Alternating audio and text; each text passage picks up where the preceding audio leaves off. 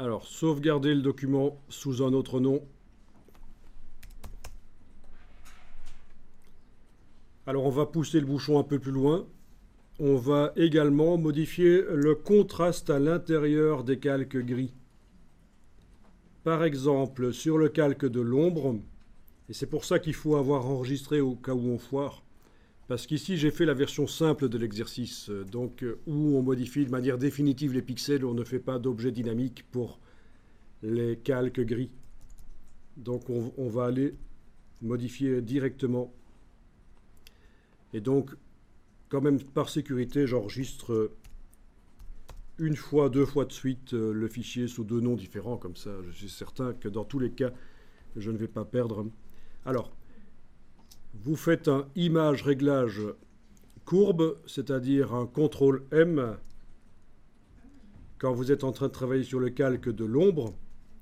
Et donc, en plus d'avoir écrété, d'avoir rendu invisibles les pixels les plus clairs, en plus d'avoir modifié l'opacité, vous allez pouvoir mettre 2 points dans le réglage des courbes et les bouger pour contrôler le résultat.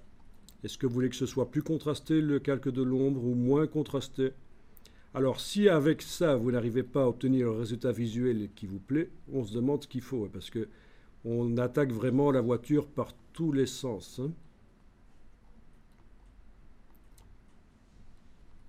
Écrétage, opacité, contraste.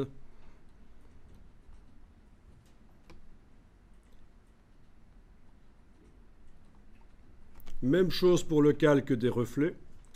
J'active le calque gris des reflets. Je fais un CTRL M pour aller chercher le réglage des courbes. Image, réglage courbe. N'utilisez pas de calque de réglage ici. On attaque directement les pixels. Vous mettez un point, 2 points, vous les bougez. Et vous contrôlez le résultat visuellement à l'arrière, là.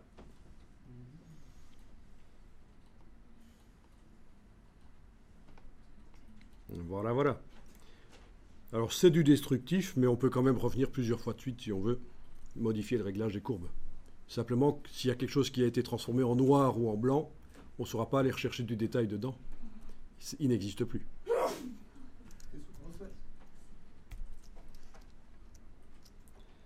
Bien, bien, bien.